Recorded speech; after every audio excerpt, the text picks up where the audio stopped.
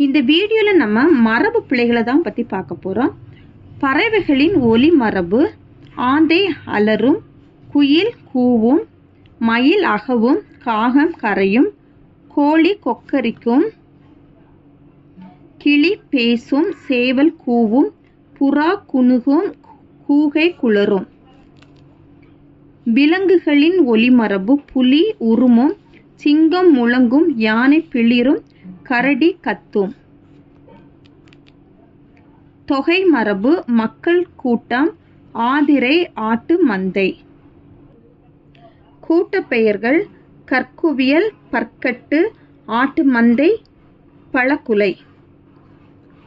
வினை மரபு: சோறு உண், தண்ணீர் குடி, பூ கொய், முறுக்கு தின், பால் பருகு, இலை பறி, சுவர் எழுப்பு, கூடை முடை, பானை வனை.